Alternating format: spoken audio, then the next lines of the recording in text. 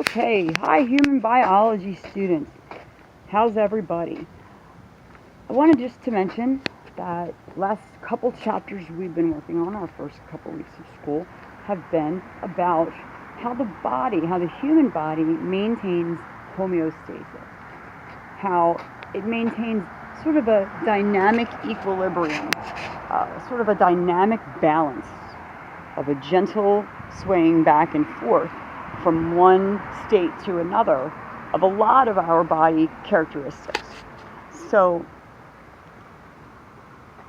maintaining homeostasis means we can self-regulate, means our brain can sense and receive signals from parts of the body and then create an action and send an action down to the muscles in our body to do something, to change something, or to send it down to neurotransmitters, or to send it down to the endocrine gland. So one way the human body and mammals and birds self-regulate is through maintaining body temperature. So mammals and birds are warm-blooded animals, meaning that they maintain a range of a body temperature that is pretty tight.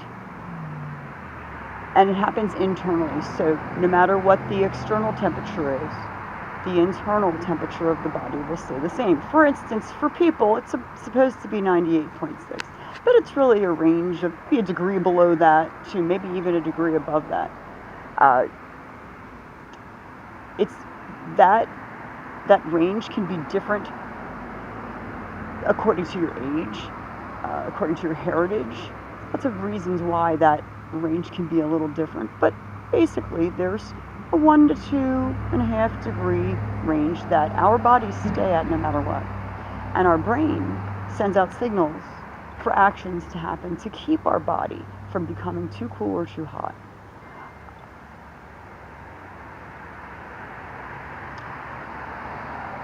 One of the biggest hallmarks of maintaining homeostasis and self-regulating in warm-blooded animals is a negative feedback mechanism.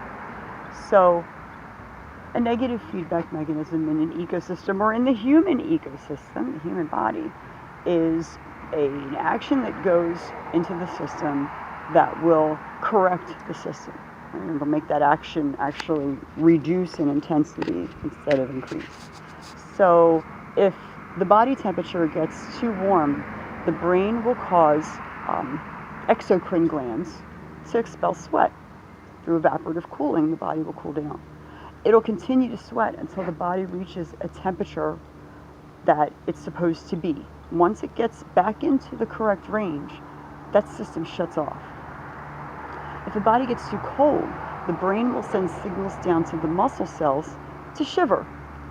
Shivering causes molecular reactions to happen. Involuntary shivering causes a lot of ATP to be broken down and used. That causes heat. We know heat exits molecular reactions. That raises our body temperature, and when it gets back into the range, that is our equilibrium, the brain will tell the muscles to stop shivering. This little guy does not have that. This guy is cold-blooded. Reptiles and amphibians, fish, are cold-blooded animals. So if it's cold outside, it's cold inside. So a snake can't even digest food without getting heat from the outside. So when a snake eats, when it captures its prey and eats it whole, that's why snakes sit on a sunny rock. Because the warmth of the rock will warm the body temperature to a place where digestion of the prey can occur. If the snake wants to move, it needs to be somewhat warm. If the snake goes somewhere where it's cold, its body systems will become much slower. The flow of its blood, of course its heartbeat, its brain mechanisms, digestion will slow down, muscle contractions will slow down. And the snake won't start getting going again until it's warm again. Hey,